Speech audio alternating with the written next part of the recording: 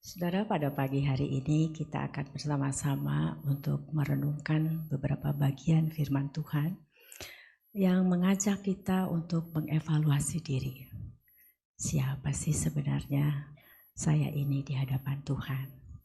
Apakah setelah segala sesuatu yang saya lakukan, Tuhan melihat saya sebagai anaknya? Sebelumnya, mari kita masuk dalam doa terlebih dahulu. Bapa, inilah kami anak-anak-Mu yang dari tadi kami menyanyikan bahwa hanya karena anugerah-Mu kami hadir pada saat ini sebagai anak-Mu. Ya Bapa, sebagai orang yang telah menerima anugerah Tuhan, kami rindu untuk betul-betul hidup sesuai dengan agenda Tuhan. Oleh karena itu kami tetap terus membutuhkan firman Tuhan yang menguasai hati dan pikiran kami, yang mengarahkan kami ke dalam perjalanan yang Tuhan kehendaki kami jalani. Oleh karena itu kami bersyukur di tengah pertemuan ini kami diberi kesempatan untuk kembali diterangi oleh kebenaran firman Tuhan. Tolonglah kami semua tanpa terkecuali termasuk hamba-Mu ini yang hanya akan Kau pakai sebagai alat-Mu. Karena kami sama-sama Tuhan terus harus selalu diingatkan. Kami rindu untuk sama-sama terus dibentuk melalui kebenaran firman Tuhan. Menjadi manusia yang Tuhan mau. Terima kasih Bapa, berbicaralah kepada kami semua. Dan kami rindu untuk menjadi pelaku firman. Di dalam nama Tuhan Yesus Kristus, Juru Selamat kami yang hidup, kami berdoa. Amin. Saudara-saudara, bagian pertama. Bentar ya, beres-beres dulu. Saudara, bagian pertama yang akan kita akan baca 3 bagian firman Tuhan yang akan kita renungkan bersama. Ya, kita akan baca mulai dari Injil Matius pasal yang ke-13. Injil Matius pasal yang ke-13. Kita baca mulai dari ayat yang pertama. Ya, kita baca mulai dari ayat yang pertama sampai ayat yang ke-9 terlebih dahulu. Kita baca bergantian. Saya baca ayat pertama, saudara-saudara ayat kedua sampai ayat 9. Pada hari itu keluarlah Yesus dari rumah itu dan duduk di tepi danau.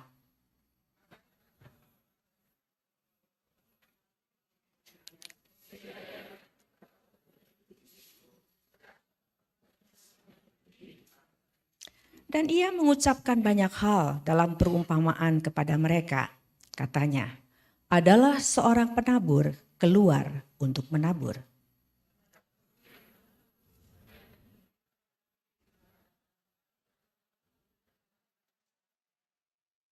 Sebagian jatuh di tanah yang berbatu-batu dan yang tidak banyak tanahnya. Lalu benih itu pun segera tumbuh karena tanahnya tipis.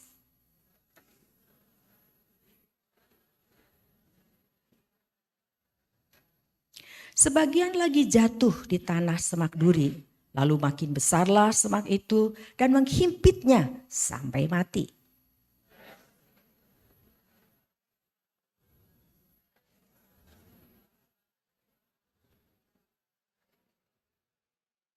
Siapa bertelinga, hendaklah ia mendengar. Saudara perhatikan ayat 8. Dan sebagian jatuh di tanah yang baik, lalu berbuah. Sebagian jatuh di tanah yang baik, lalu berbuah. Ada yang 100 kali lipat, ada yang 60 kali lipat, ada yang 30 kali lipat. Berikutnya saudara, kita baca bagian firman Tuhan dari Matius pasal yang ke-25. Matius pasal yang ke-25, kita perhatikan mulai dari ayat 14, perumpamaan tentang talenta. Matius pasal 25, mulai dari ayat yang ke-14. Saya bacakan bagi saudara-saudara sekalian. Matius 25 mulai ayat 14.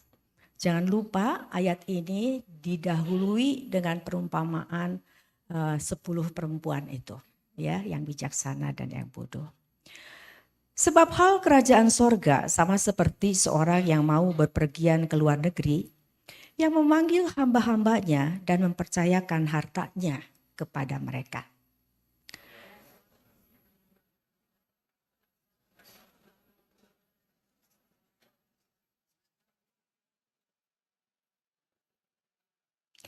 Segera pergilah hamba yang menerima 5 talenta itu, ia menjalankan uang itu lalu beroleh laba 5 talenta.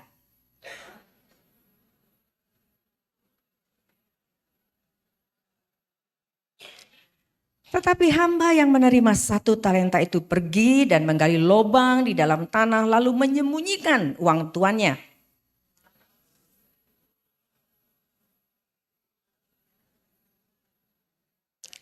Hamba yang menerima 5 talenta itu datang dan ia membawa laba 5 talenta. Katanya, Tuhan, 5 talenta Tuhan percayakan kepadaku. Lihat, aku telah beroleh laba 5 talenta.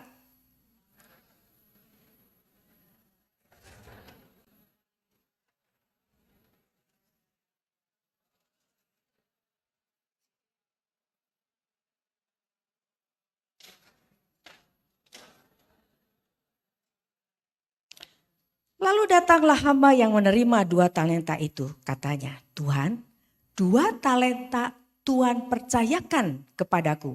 Lihat, aku telah beroleh laba 2 talenta.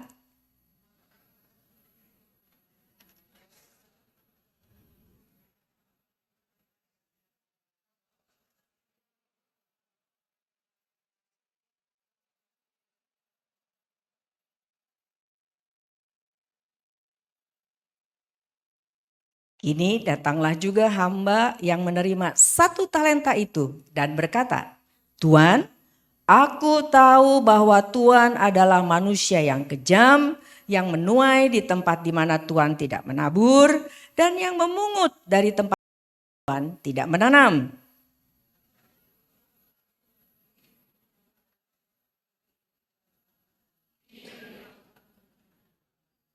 Maka jawab tuannya itu, hai kamu hamba yang jahat dan malas.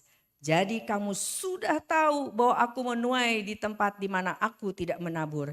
Dan memungut dari tempat di mana aku tidak menanam.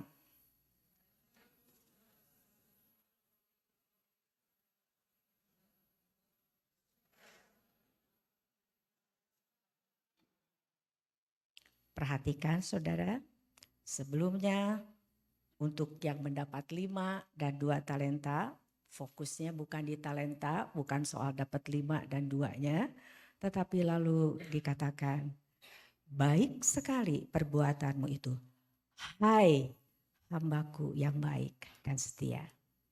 Lalu pada waktu muncul hamba yang dipercayakan 1 talenta, persoalannya bukan di talentanya, perhatikan apa yang dikatakan oleh Tuhan itu. Maka jawab tuannya itu, hai kamu hamba yang jahat dan malas. Yang ketiga, mari kita buka dari Yohanes 15. Injil Yohanes pasal yang ke-15, mulai dari ayat yang pertama. Yohanes 15 ayat yang pertama. Akulah pokok anggur yang benar dan Bapakulah pengusahanya.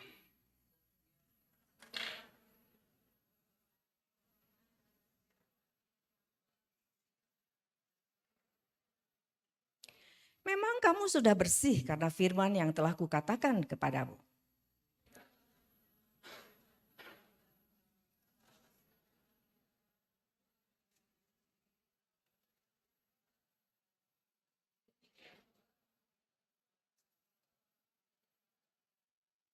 Akulah pokok anggur dan kamulah ranting-rantingnya. Barang siapa tinggal di dalam aku dan aku di dalam dia, ia berbuah banyak. Sebab di luar aku kamu tidak dapat berbuat apa-apa.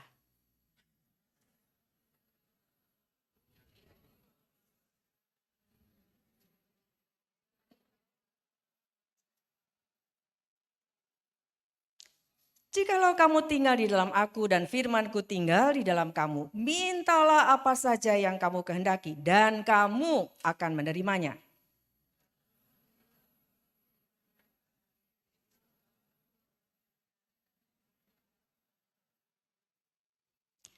Saudara-saudara, sekian pembacaan firman Tuhan untuk saat ini. Saudara perhatikan dari 3 bagian firman Tuhan yang kita baca, ada benang merah, ada kesamaan.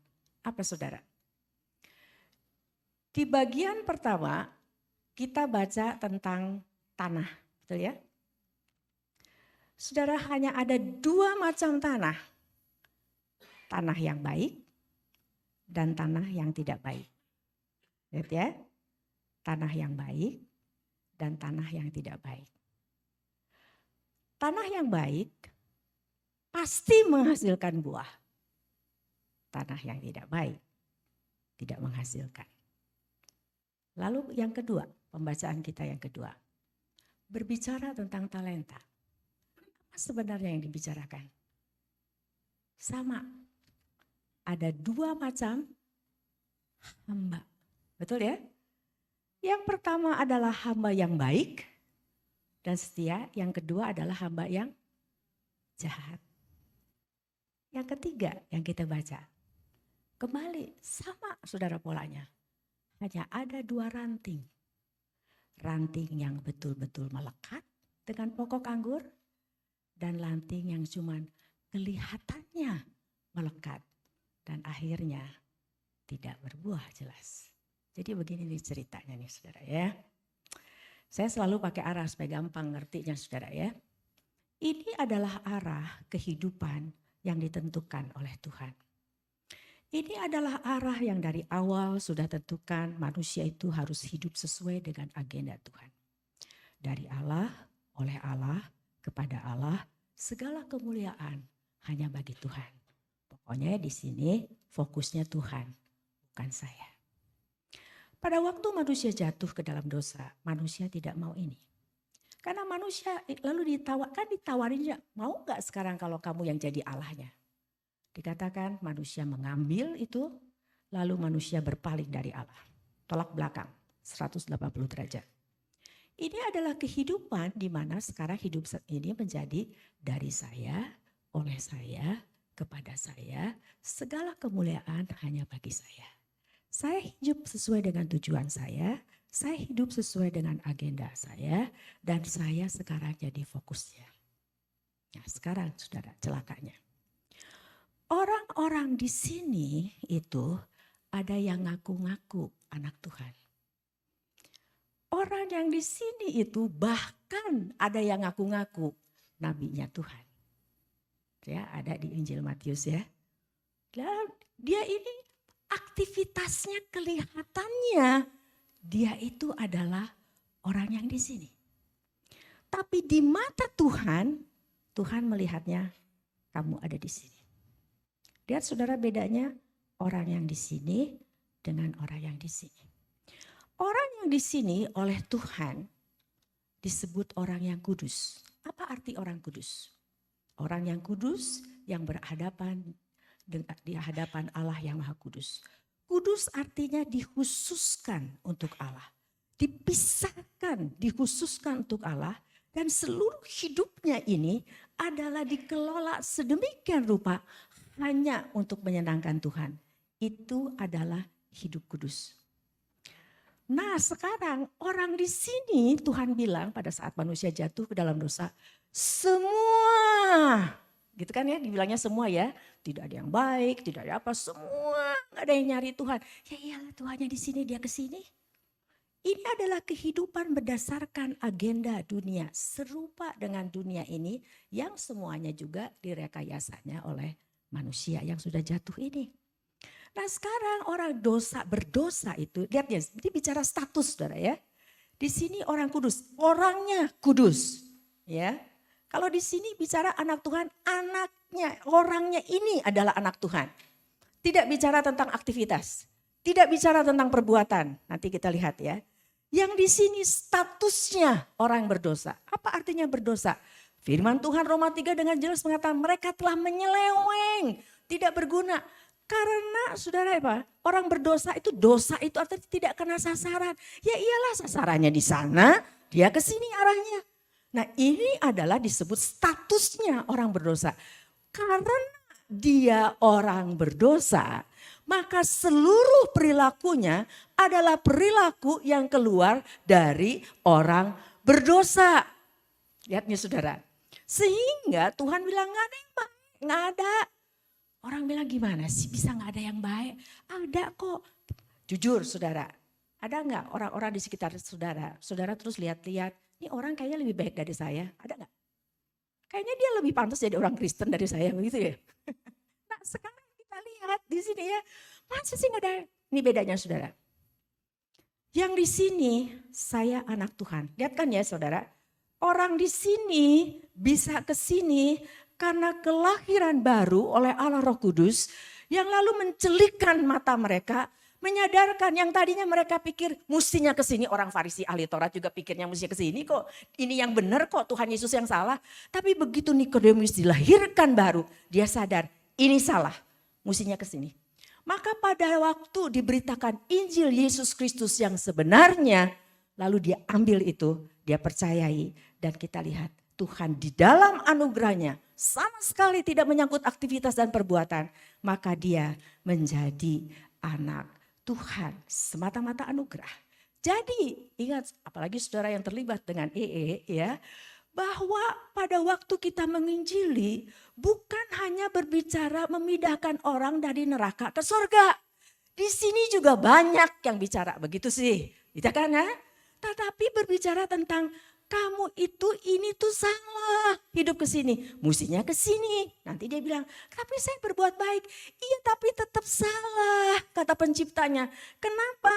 Karena di sini yang ada di pikiran orang-orang di sini tidak kenal konsep anugerah. Yang dia kenal adalah transaksional. Saya kerja, saya dapat upah. Saya nggak kerja, saya nggak dapat apa-apa.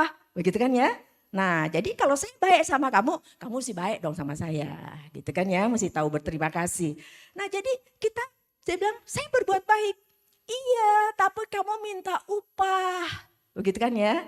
Nah kan ada orang yang suka bilang saya gak mau baik lagi sama dia gak tahu terima kasih. Nah gitu kan ya.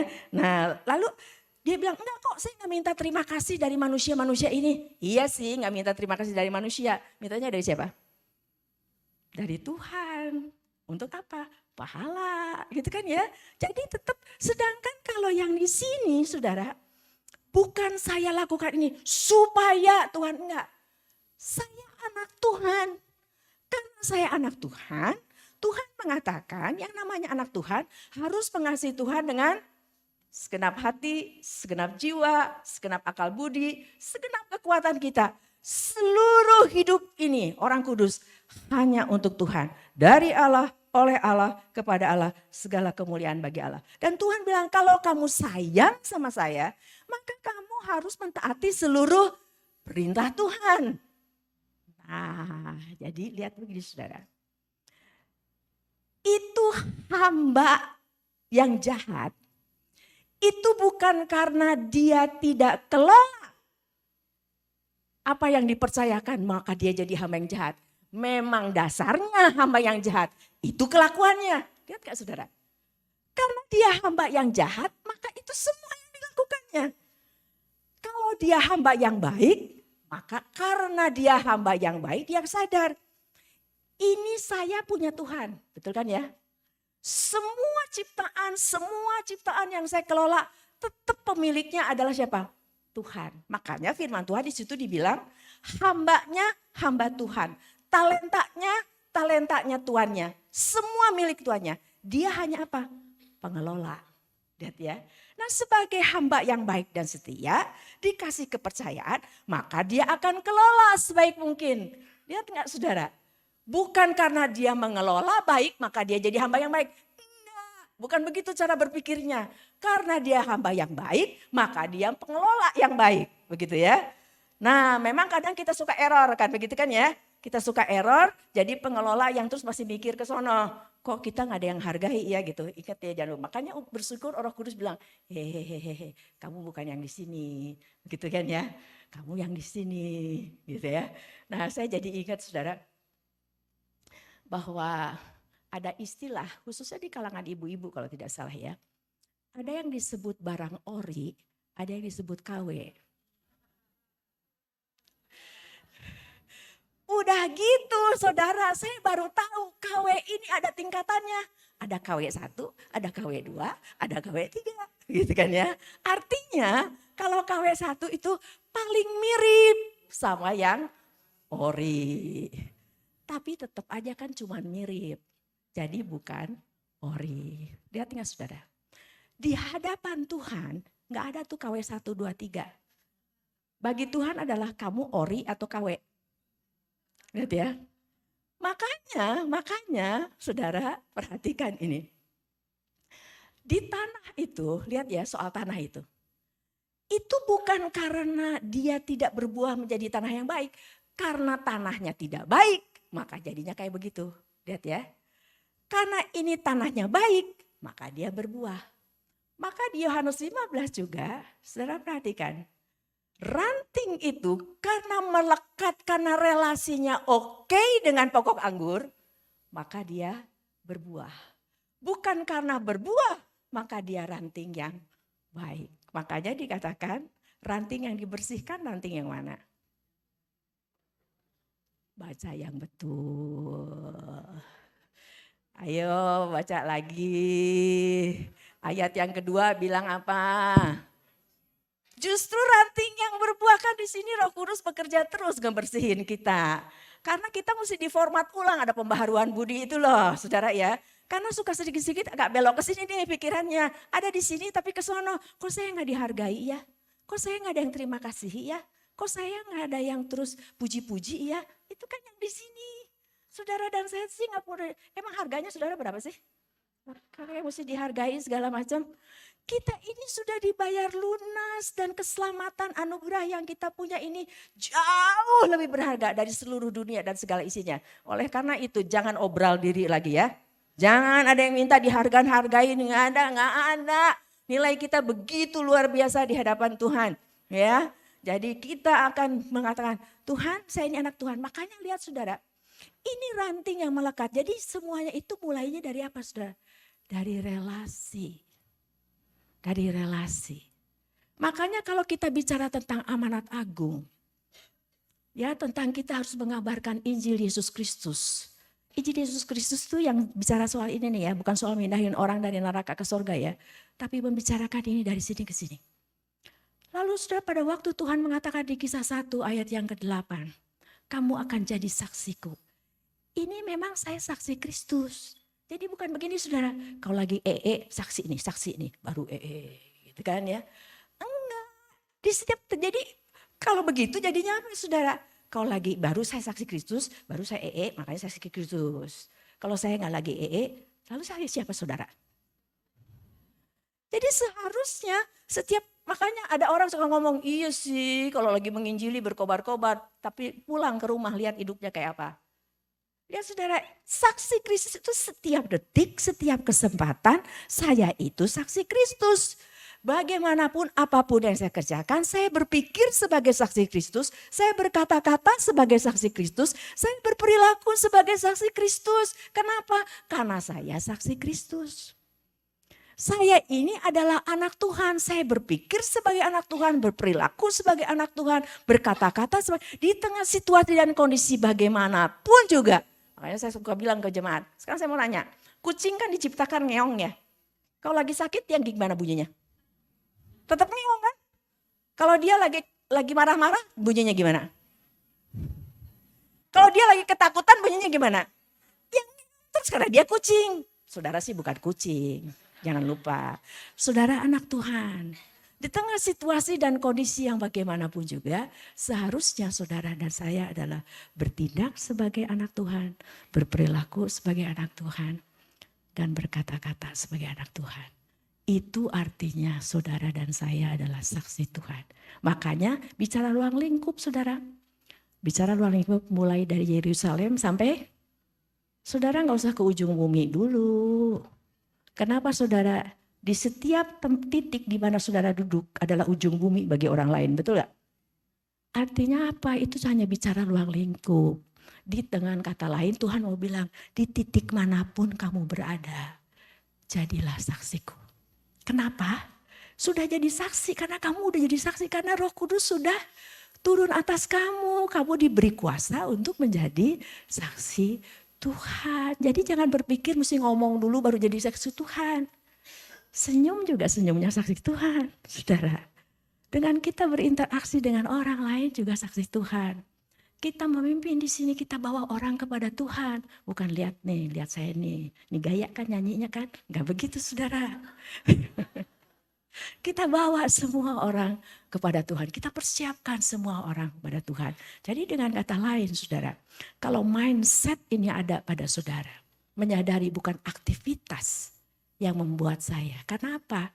Setiap kapasitas itu talenta.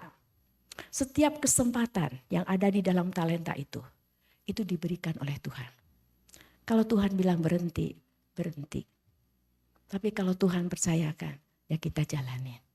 Jadi semuanya gimana Tuhan. Tapi yang bagi Tuhan, nanti yang Tuhan kejar nantinya saudara ya. Bukan udah berapa banyak yang diinjili. Udah berapa banyak yang melihat kamu sebagai saksi Tuhan. Enggak. Udah berapa banyak yang bertobat, apalagi itu gak akan ditanya saudara. Kenapa?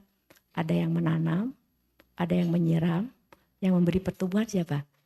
Ya kita mah hanya alat. Saudara tahu Yesaya? Kan begitu lihat seorang yang berjumpa dengan Tuhan, betul-betul punya pengalaman rohani, dicelikan dia langsung siap sedia. Makanya waktu Tuhan, siapa yang utus? Saya. Dia bilang gitu kan ya. Nah terus bilang, ya saya akan utus kamu ke tempat di mana gak ada satupun yang akan bertobat. Kaget ya saya kan, sampai kapan? Nanti laporannya gimana? Udah ada trip, gak ada yang bertobat satu juga. Pulang, kami sudah pergi ke daerah ini. Lalu bagaimana hasilnya? Gak ada yang bertobat tuh. Dikirim lagi gak saudara? Ya saya makanya nanya sampai kapan? Sampai Tuhan bilang sampai sunyi sepi. Saudara di dalam pelayanan Yesaya tidak ada yang bertobat. Tapi Yesaya tetap habis-habisan menjadi saksi Tuhan. Iya.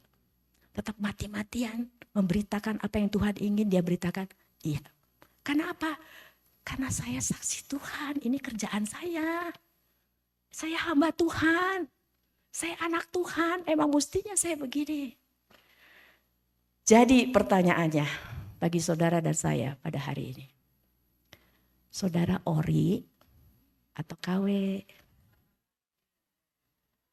Itu aja. Kalau saudara ori, adanya di sini.